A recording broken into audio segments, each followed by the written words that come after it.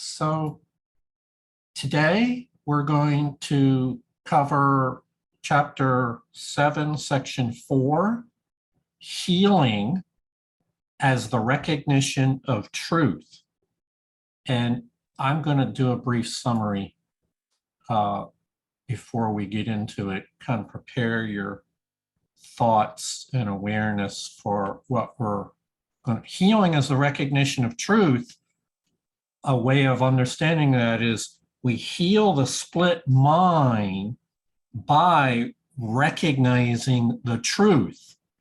You cannot heal the split mind when you're attached and immersed in error. We heal the split mind through recognizing the truth. So here's some ideas. There is a goal of truth. The Holy Spirit has a goal for us in truth, and it unfolds as with experience in stages. First, there's the recognition of truth. But by the way, as you're reading Course in Miracles, as your journey through the months of Course in Miracles, this will unfold for you this way. First, you begin to recognize the truth, but without clear understanding. Then you come to understand the truth. And then on a deeper level, at the depth of your heart and soul, you come to appreciate it and finally to fully accept it as part of you. So it unfolds, it's a process. And so what do we mean by appreciate the truth? We mean that you've come to value the truth over all illusions. It's what you want for yourself. And when that leads to accepting it as your truth, which is where we really have learned a new pattern. We're no longer just using pure faith to believe in a nice idea, but it's now become our own. And this results in making better choices. And what do we mean by better choices? We mean a new habit of decisions that are now in accord with the laws of God rather than decisions that follow the laws of the ego. Better decisions, new decisions in accord with the law. And these new decisions are built upon what you have accepted in your mind about the ideas that you've given your faith and the power of your mind to. And so we heal by this very process of forgetting what the ego has taught and remembering the laws of God that the Holy Spirit teaches. And your journey involves what I call rinse and repeat, and which is meant to be humorous. You do this many times. You make new decisions now based on accord with the laws of God, and you apply it to your life, and things start to change. And we call these a series of quantitative changes. This might unfold over years of time, where it becomes a new way, a new set of habits of how you respond to life situations. Ultimately, now we're looking ahead now to the end of the journey. Ultimately, there is a qualitative change that awaits us. That qualitative change is when you come to know your true self. This is beyond just belief or faith. This is a certainty upon which you know your eternal self is who you are, and you see everyone and everything in that light. Susie had a comment? Oh, no, I just wanted to say I love what you just said about this could take years, because just recently, through these last few lessons, starting with no one can fail who seeks the truth, and I must accept the atonement for myself. Like, I've just had this shift in my mind of, oh, I really don't know. I really didn't know and don't know who I am. I'm really not a body. Like, I knew all this intellectually, the art and the science, but it's really like, oh my God, it really is my mind. It's like this major aha moments for me every day with these lessons. Like, my mind is sick. I really want healing. I've been so upside down, but on a different, higher, deeper level than like even a month ago. So it just happens when it happens. And I get this like so much, like, I know there is, like, I appreciate the truth now. And it's really all that I wanted, like from the depths of my soul, not just like from, oh yeah, I get this lesson now. So I really appreciate what you're saying, how, you know, it's the time we put in, and it could take whatever, but it comes when it comes. I don't know. Yeah. Thank you. Thank you.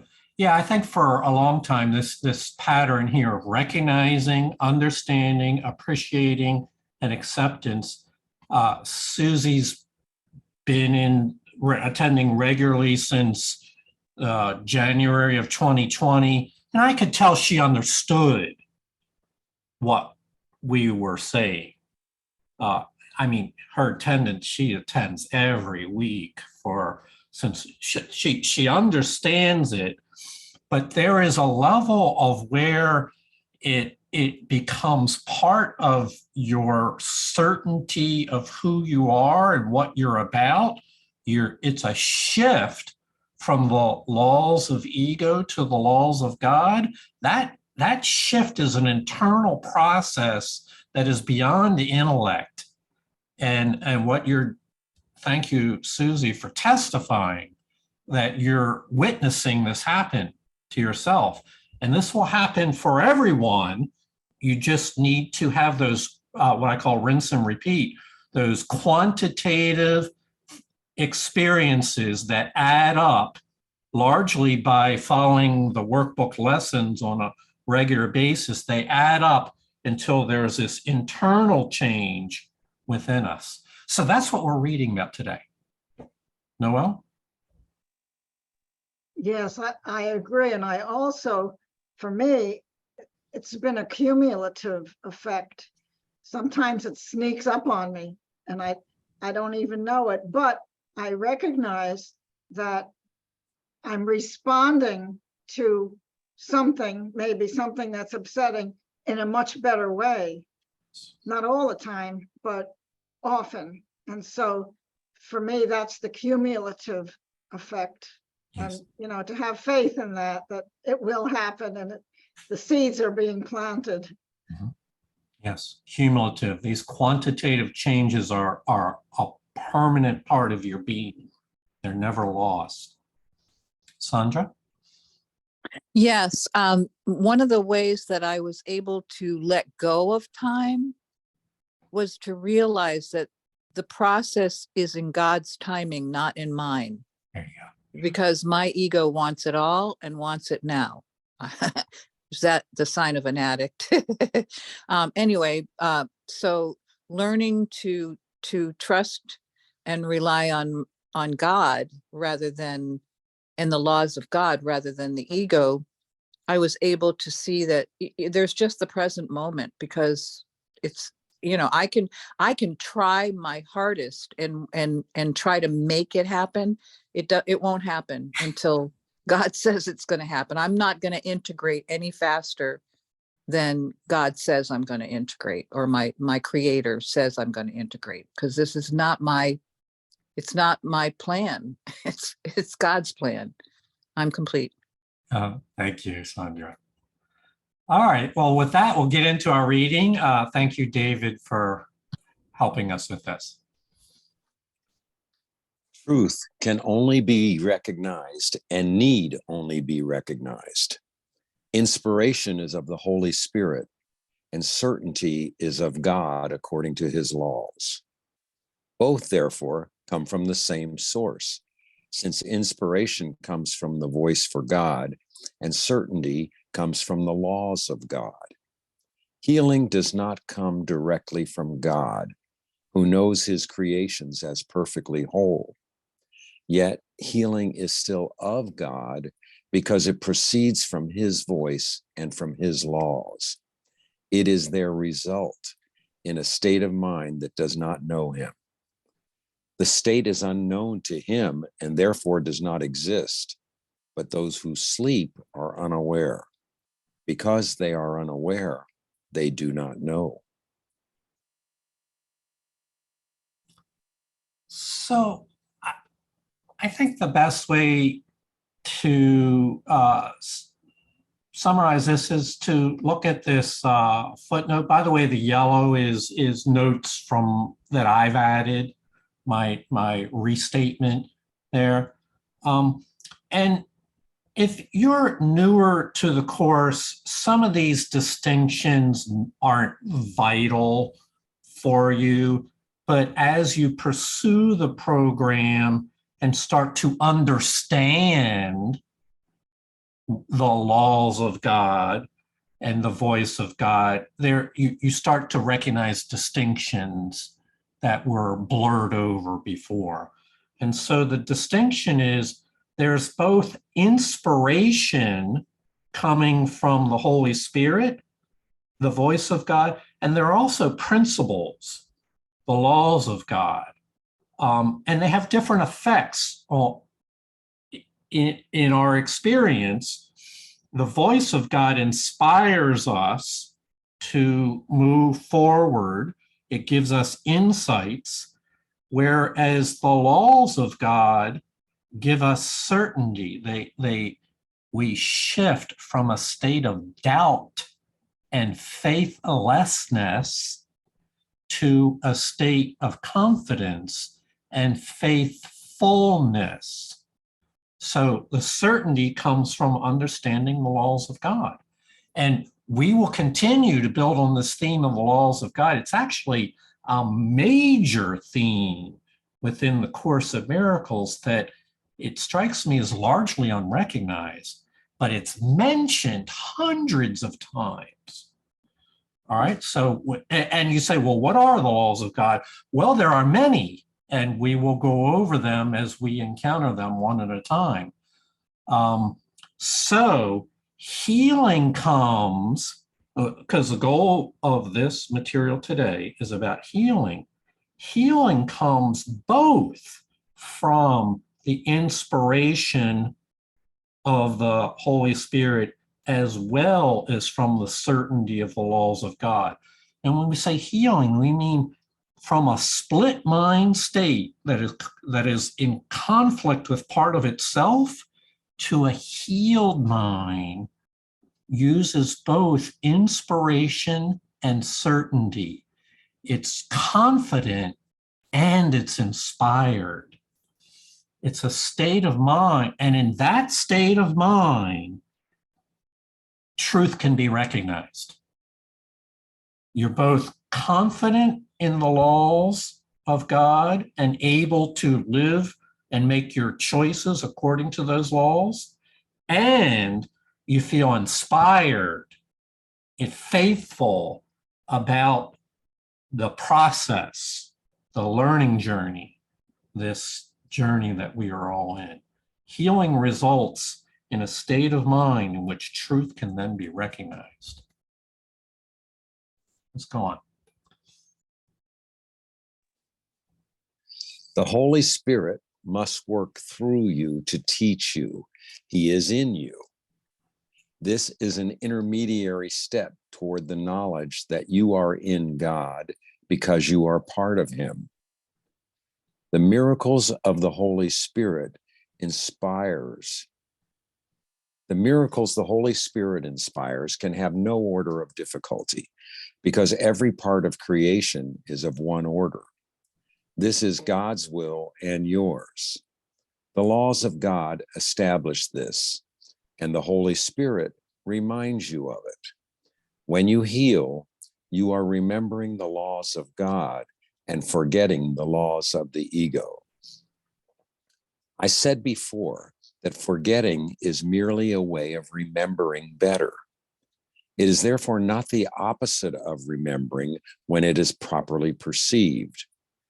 Perceived improperly, it induces a perception of conflict with something else, as all incorrect perception does. Properly perceived, it can be used as a way out of conflict, as all proper perception can. So I want to address the second half of that in just a moment, but first, we said a moment ago that the laws of God are mentioned all over the place and that we deal with specifics as they arise. Well, here's an example. The creation, every part of creation is of one order. And in order to understand that, we want to contrast it with an ego notion of a hierarchy, where there are people, places, and things that are really important to me and that I love. And there's other things that I don't care for at all. I diminish them or in some way place my own subjective value judgment on those people, experiences, and things that diminishes their worth to me. That would be the ego approach to value some things and devalue other things, including people. Well, creation does not follow the laws of the ego. Creation follows the laws of God, and that is that every part of creation is of one order, equally worthy of your love. That would be the simplest way of saying it. This is God's will. This is the laws of God established that everything God created is of equal value, equal worth. So there's one attribute of the laws of God. By the way, not that you would need to do this, but I started creating a catalog of the laws of God mentioned within A Course in Miracles, and I'm up to 30 pages of the mentioning. So there's, as you can imagine, in an infinite creation, there are many principles by which it operates. This is a big one, though. Every part of creation is of one order. Second part is a theme that will come up again. It's forgetting and remembering. And this has practical application to every day of your life. And that the healing involves both forgetting the guidance of the ego and remembering the guidance of the Holy Spirit. But they are not just opposites of each other. And so here's a key point.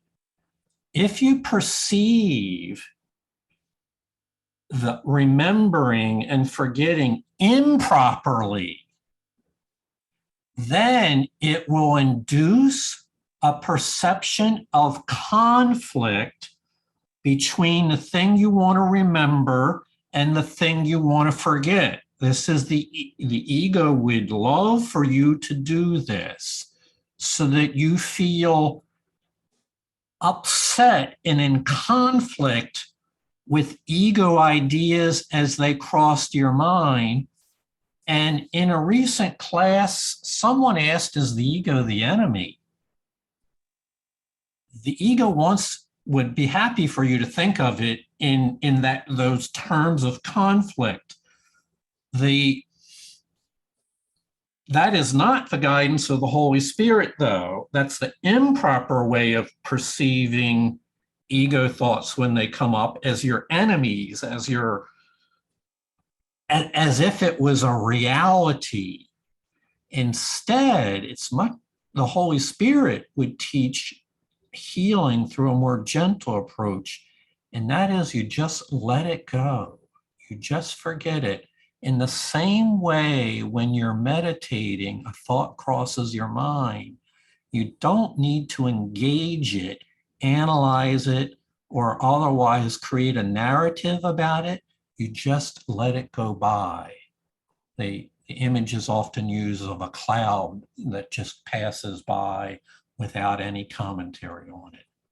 So properly perceived, forgetting can be used as a way out of conflict, as all proper perception can. In summary, we must develop a response to ego impulses when they cross your mind.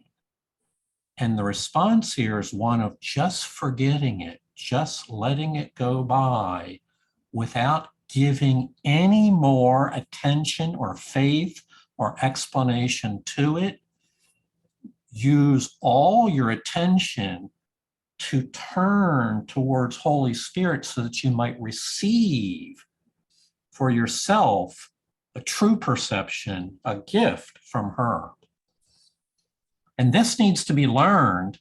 This is not something that any of us really know how to do until we learn it. David?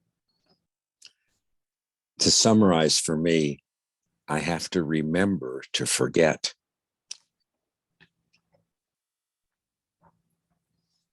You do have to remember to forget. Yes. You also need to remember to turn to the Holy Spirit for the answer. So the forgetting is error-oriented. Forget the nonsense of the laws of the ego. But that doesn't heal. We need to also remember that there is an answer that we want, a truth that we want. And the Holy Spirit is the inspired voice for that truth.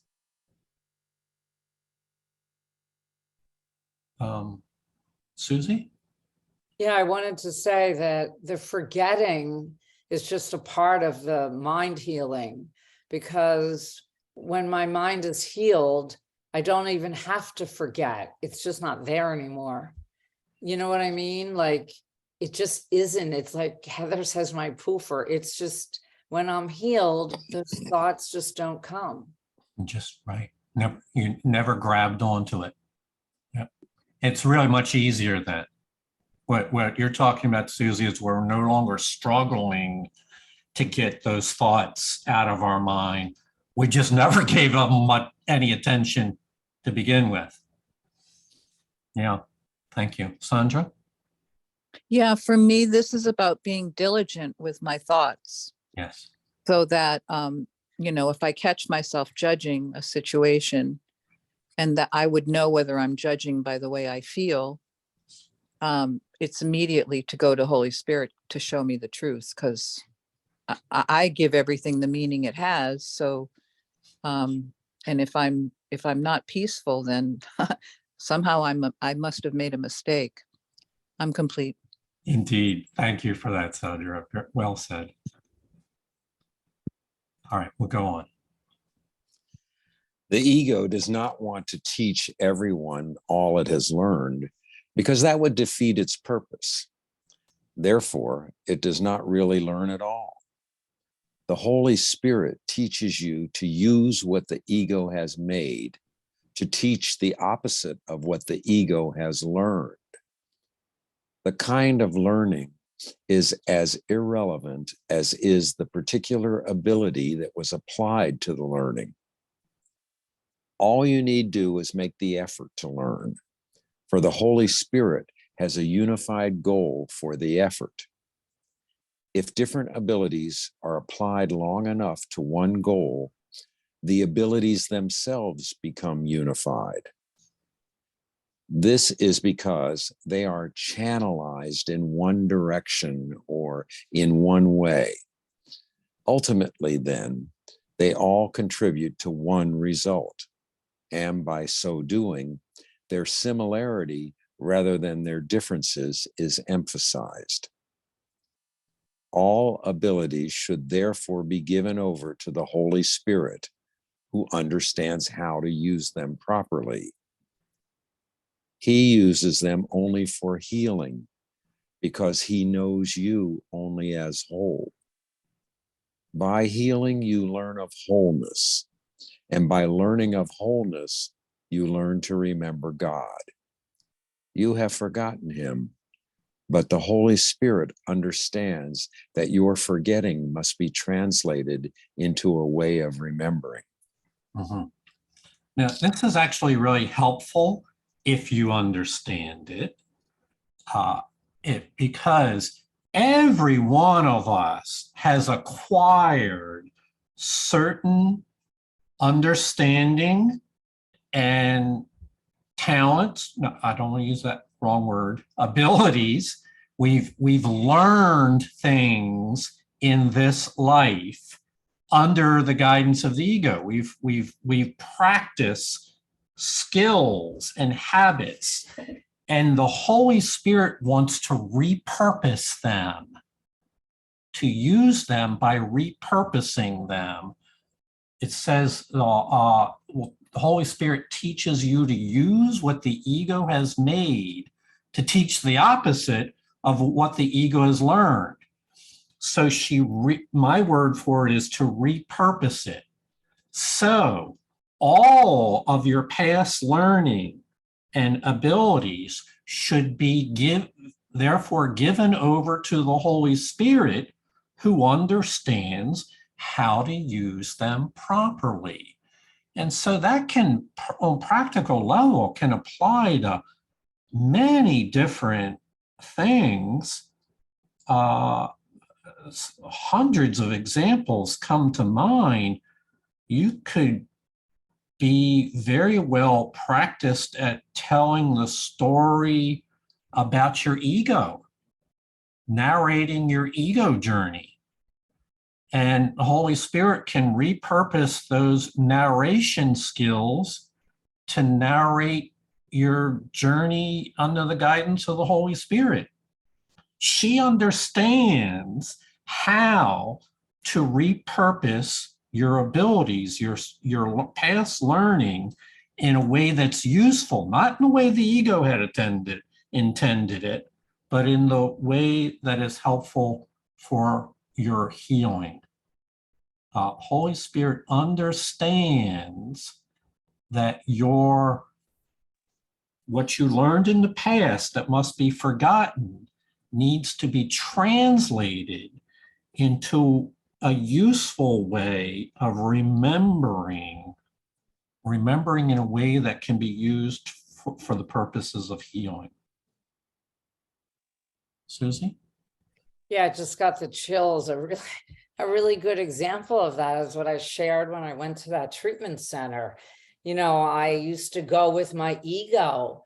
You know, I've always been a good sharer and speaker, but a self-seeker at the same time. You know, I'm admitting, I mean, my ego enjoyed, you know, whatever it got from it. And that day, the Holy Spirit, because I was willing, repurposed that. I never even had a thought of speaking or what I thought of myself or what they thought of me. And it was just one big healing fest, which is really pretty remarkable, because it's exactly what you just said. If I'm willing. So yeah, that's a good example for me. Mm-hmm. Mm-hmm. Thank you. Noelle? Jonica, a few weeks ago, you gave a list of abilities that were quite different from the way I usually think of them, like the ability to paint, the ability to cook, or jog, or whatever. And I wrote them down and I can't find them. I don't know if you can reconstruct them or you have them or you remember them, but they were things like, they were of a higher level than the usual things we think of as abilities. Right. So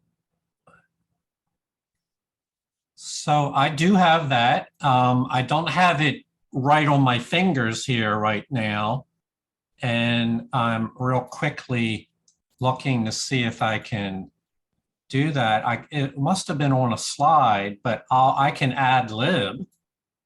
Please. So there's the ability to be helpful to another person. There's the ability to hear the gentle voice of the Holy Spirit within you. There's the ability to learn under the guidance of Holy Spirit rather than learning under the guidance of ego. There is the chief ability is to heal both yourself and to be helpful in healing others. These are abilities. These are all acquired. There's an ability. All right, let's go a little bit deeper. There's the ability to sustain a state of peace in your own mind. There's an ability to rest in God, to commune, and to be in a state of transcendental union, which has attributes that Susie just talked about, where you're really not self-conscious in any sense of time, space, ego, body preoccupation. One becomes minded of the union with all creation. These are abilities. And it goes on and on and on. Noel, in an infinite creation, there would be, all right, let me check myself here. Abilities are only used until the such time as that we become completely free of the ego. Because remember, the ego initiated abilities for the purposes of excelling above others. And the Holy Spirit repurposes those abilities for using them to be in accord with the laws of God. So abilities are only time, space, journey aspects. When you get to heaven, everyone, you don't need, your abilities are not needed in heaven. They're needed here in the healing journey. So I should pull that slide out sometime and do a little bit better of a job than that, but you get the major thrust of it there. Thank you. Thank you.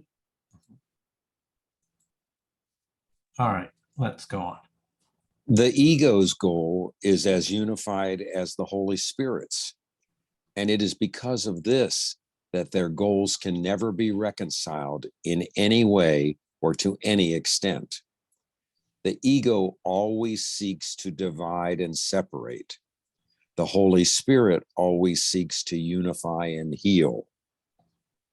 As you heal, you are healed, because the Holy Spirit sees no order of difficulty in healing. Healing is the way to undo the belief in differences, being the only way of perceiving the sonship as one. This perception is therefore in accord with the laws of God, even in a state of mind that is out of accord with His.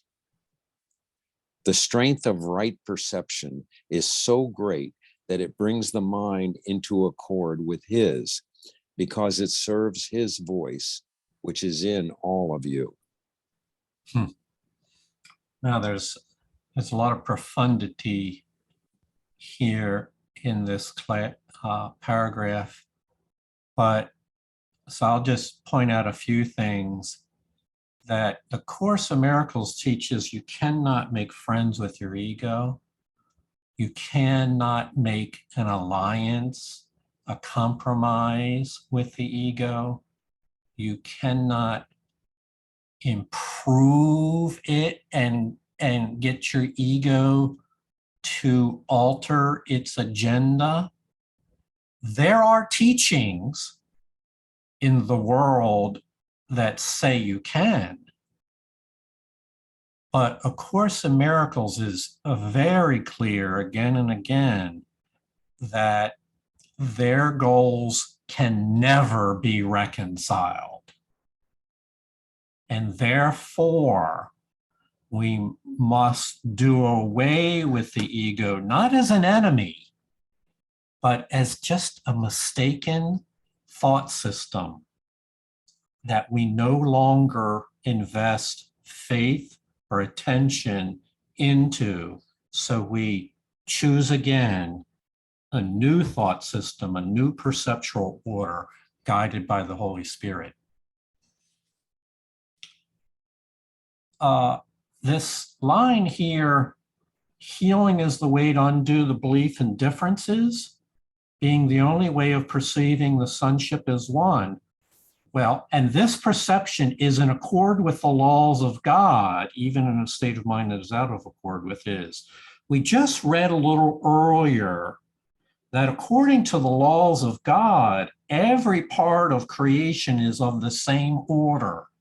There is no hierarchical rank of better to worse. They're all, we would call it in organizational terms, it's a flat organization, not a hierarchy. They're all on an equal playing field. So that's the laws of God, every part of creation. Now we apply those laws of God into our time, space, perceptual order. And what we have is healing is a way to undo any belief in differences, and I'll explain differences. We don't mean differences in eye color and in physical size. We mean differences in the worth of an individual. Healing undoes any mistaken belief that people are of different worth, different value. This is the only way of perceiving the sonship as one.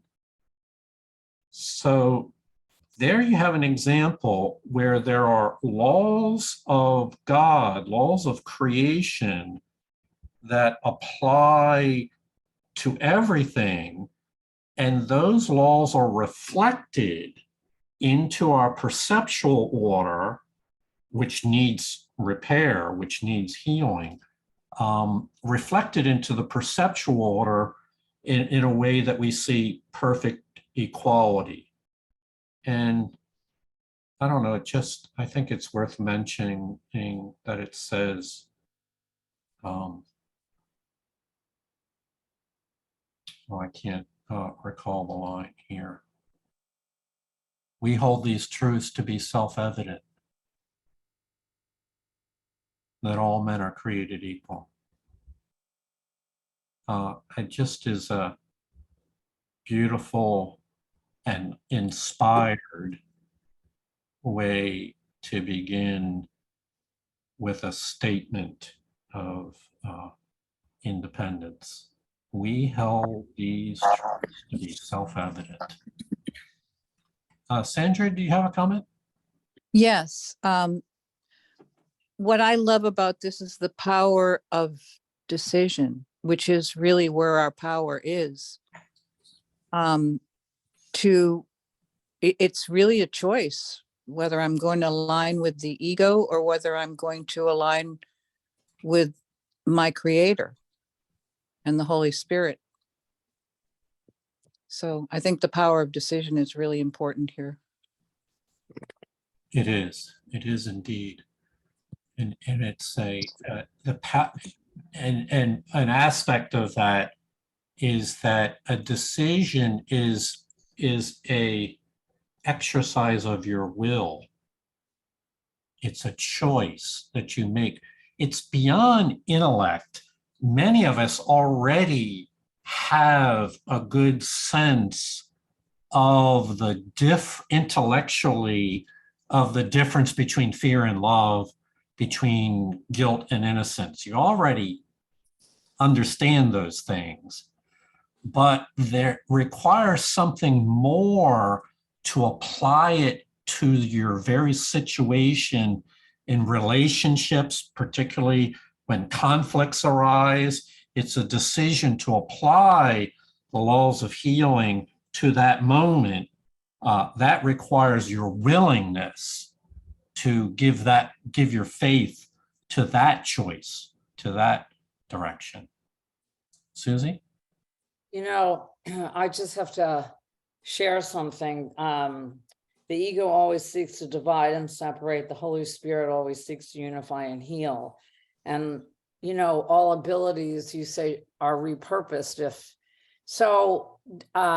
David and I had a season ending party at Mirasol. We had about 60 people here at my house, at our house. And you know, as I said before with the treatment center, I would have been all about, oh my God, does the house look fine? Is the food good? Is this, that, whatever.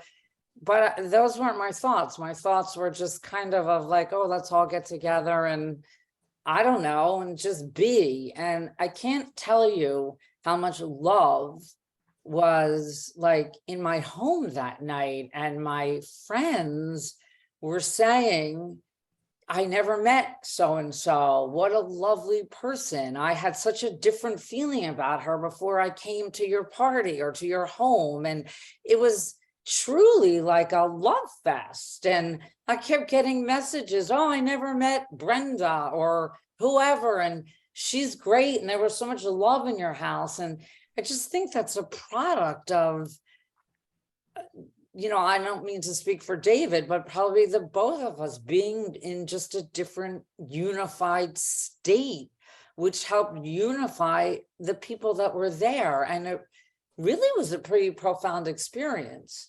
of, like you say, the integrating and the joining and not the separation of the way, you know, people can be in a group or whatever.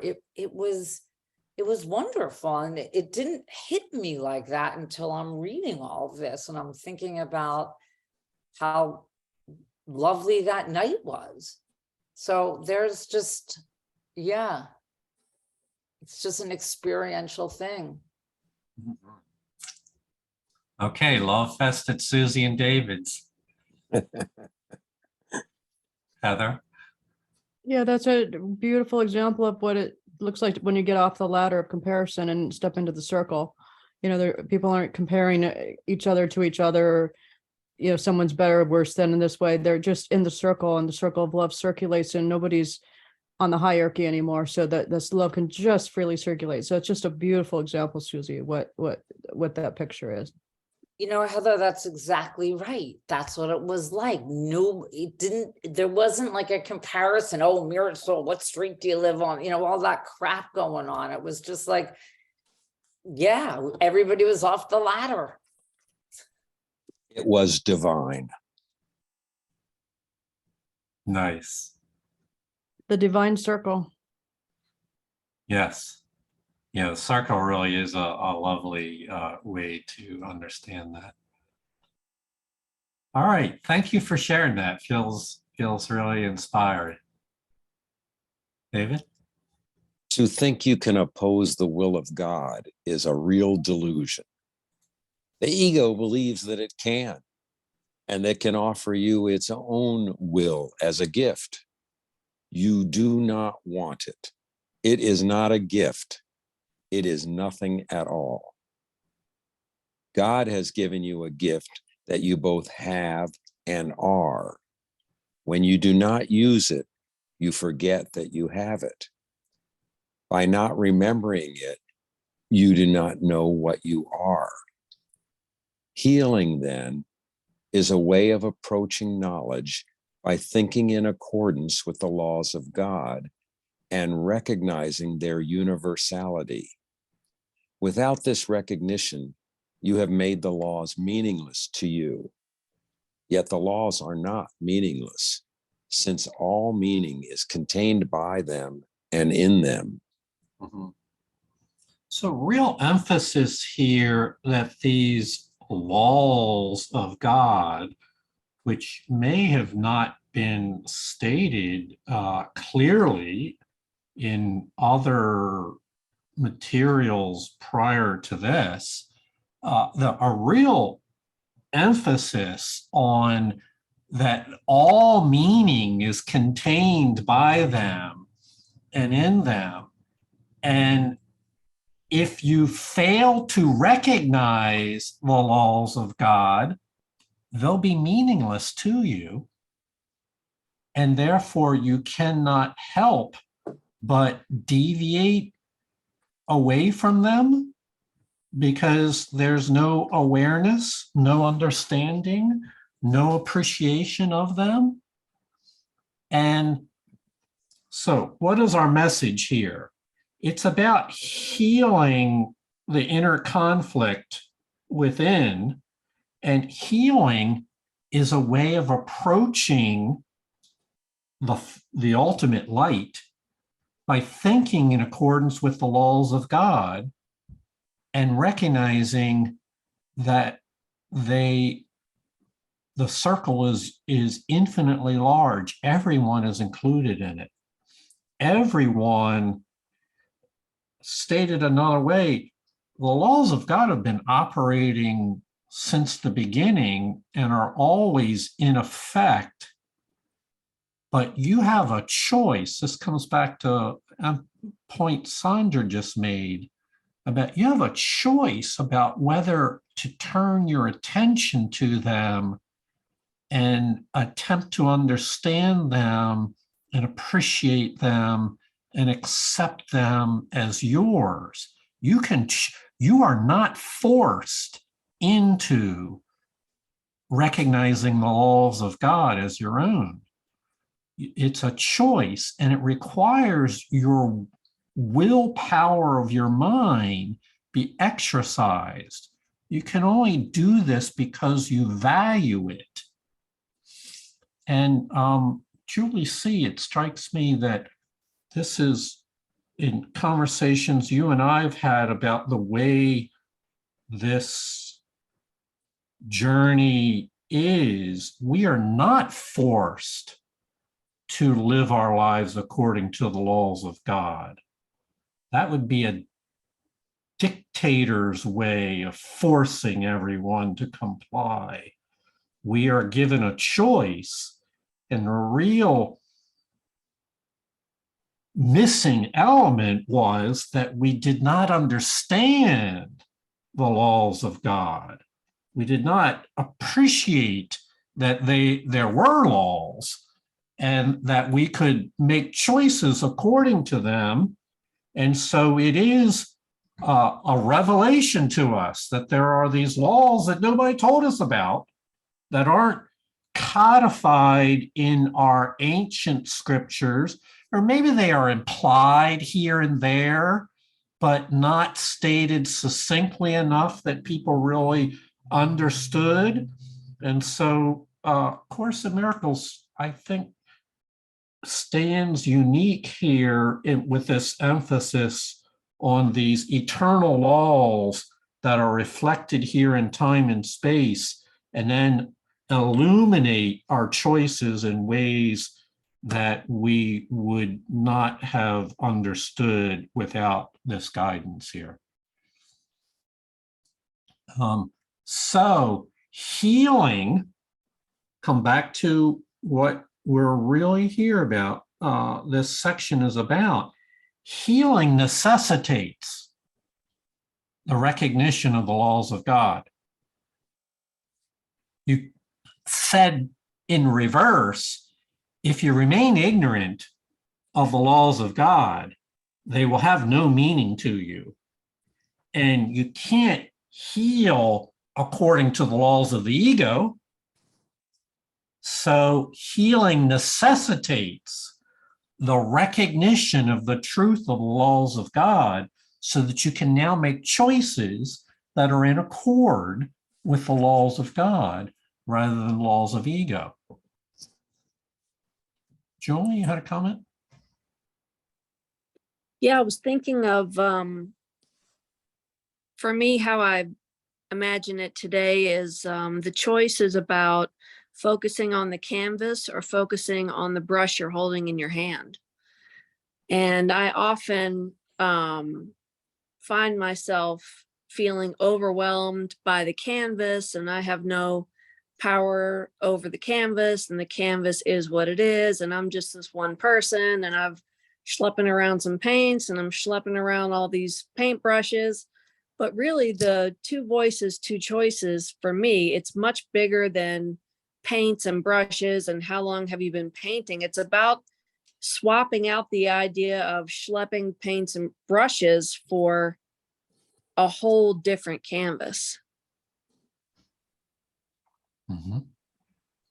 Yes, it's a paradigm change that is so broad in scope. When you say a whole different campus, I that's really consistent. It's unlike anything that was offered or proposed under the laws of the ego. It's entirely different canvas. Matter of fact, the course talks about it in terms of your world. It's not the world view of the ego at all. That is swapped out for a real world view inspired by the Holy Spirit. So it's everything, all the beliefs of ego need to be swapped out for those of the Holy Spirit. Sandra? Yeah, a really good example of that is I am not a victim of the world I see. Hmm. Because because this world is full of victims. And this is telling me that there can't be any victims. So that's really an upside down. That turns me right upside down. And I'm very grateful for it because I didn't think I had a choice. Hmm. I thought I had to be a victim Right. because life told me that. But I have a choice. I'm complete. Yeah. Yeah, thank you for sharing that. Matter of fact, there was a lesson the other day, I believe it was 138. I could be wrong on the number there, that talked about the ego's sense of persistent threat in the world. It's a background anxiety about the threat and thus us being a victim. If there's a constant threat, then we are a constant victim. It's about ridding our minds and forgetting the laws of the ego is that we're under constant threat. And escape, that would be the ancient prison, the belief that in this world we are under constant assault, being constantly attacked by threats of unknown, both known and unknown nature, and thus the fear that would induce in anyone who believed we were constantly being attacked and therefore victimized by life itself. Noel? I also think of it as, you said paradigm shift. I think of it also as perspective shift, massive, all-encompassing perspective shift. Mhm. And the way I have conceptualized it is, I said it before, my story or my narrative about myself. Yeah. As in, I am not a victim. I have total choice. I have the power, the power of decision is all my own, and other statements to that effect that help combat the old story that I believed. Mhm.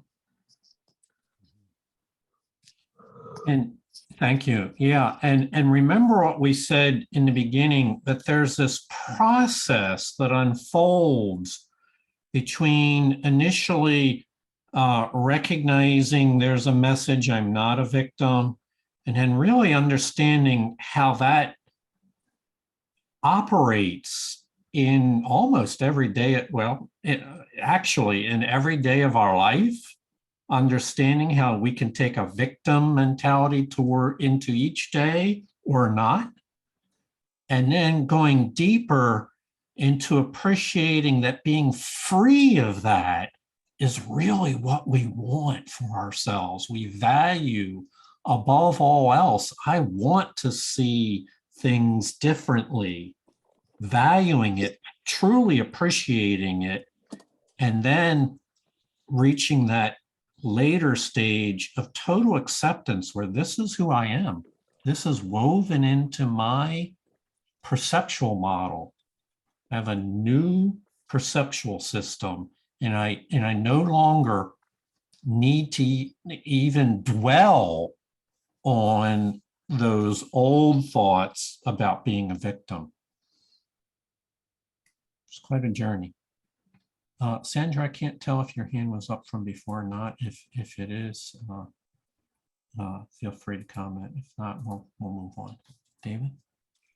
Seek ye first the kingdom of heaven, because that is where the laws of God operate truly. And they can operate only truly because they are the laws of truth. But seek this only because you can find nothing else. There is nothing else. God is all in a very literal sense. All being is in him who is all being. You are therefore in him, since your being is his. Healing is a way of forgetting the sense of danger the ego has induced in you by not recognizing its existence in your brother. This strengthens the Holy Spirit in both of you because it is a refusal to acknowledge fear. Love needs only this invitation. It comes freely to all the sonship, being what the sonship is. By your awakening to it, you are merely forgetting what you are not. This enables you to remember what you are. So the second half of this, what is healing? It's a way of forgetting the narrative of the ego, a sense of danger the ego has induced. The ego will always induce a sense of danger. You can count on it. It cannot induce a sense of love and peace.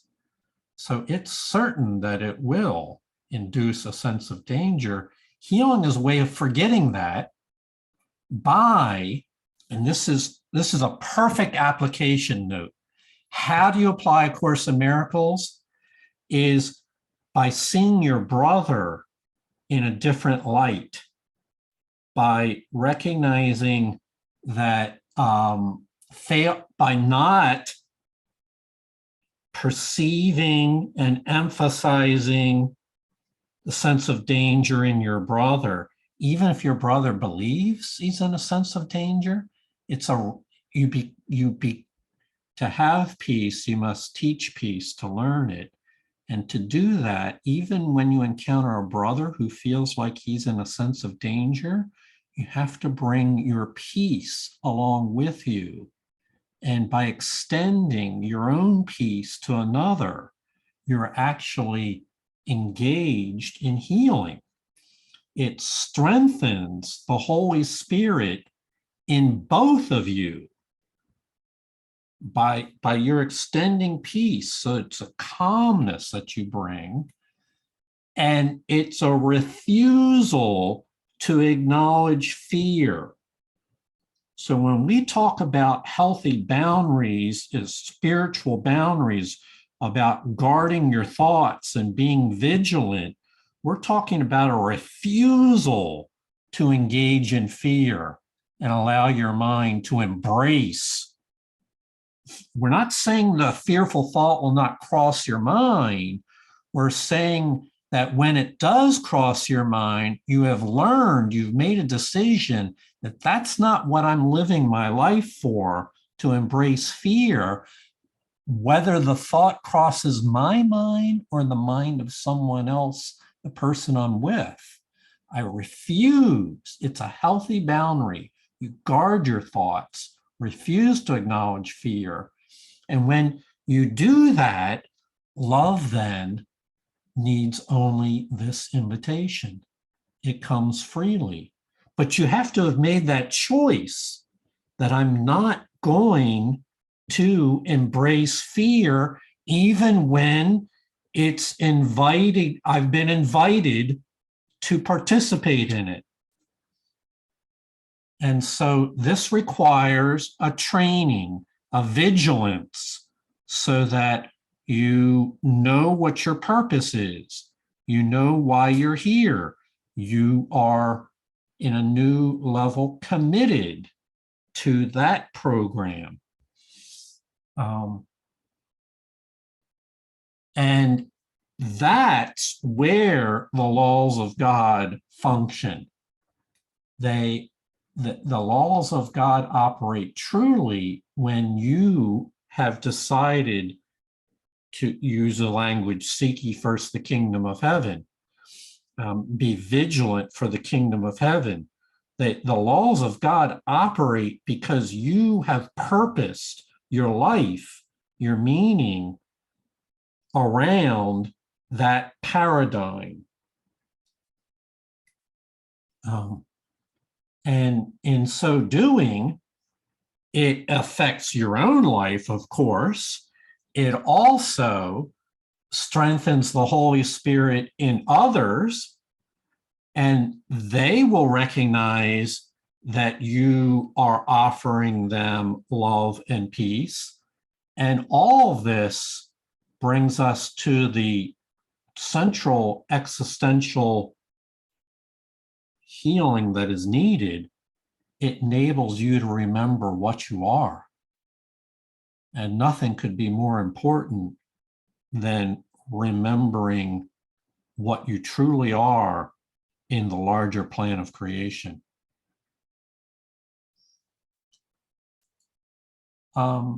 So I'll remind you that to be in the kingdom, what do we mean that? Is merely to give it the power of your mind, the power of your attention, to choose to attend to it. And there's I did not make up these words here. I added the photo, but it says in another place, God has lit your mind himself. And he keeps this as your most holy mind, the depths of your being. He keeps your mind lit by his light, because his light is what your mind is. And that is the knowledge of eternal truth. It's what you truly are. And this is not something that can be perceived using the judgments of a perceptual system. It's something that can only be recognized and ultimately can be known, because it's true for every part of creation. It's true past, present, and future. It's eternally true. That's as far as we're going to read today. By the way, I've read ahead for what we're going to read in section 5 and 6. And I am blown away by chapter 7.6. It is amazing. We're going to cover it as a group on Monday, but so I hope you can attend there. And if not, I hope you can at least read it on your own, maybe even watch the video. It's truly amazing. I'm looking forward very much to sharing that with all of you and hearing your thoughts and commentary as well. So hope that you can be there for that. And so glad that you were here today for this. I hope this was valuable and worthwhile to you. Healing is a way of recognizing the truth, both in yourself and in everyone else. David, thank you for reading. Thank you all for your sharing. We'll see you again real soon. Namaste. Thanks, everybody. Love you Namaste. all. Thank you, David. thank you, Thanks. everyone. Bye. Peace and love. Bye-bye.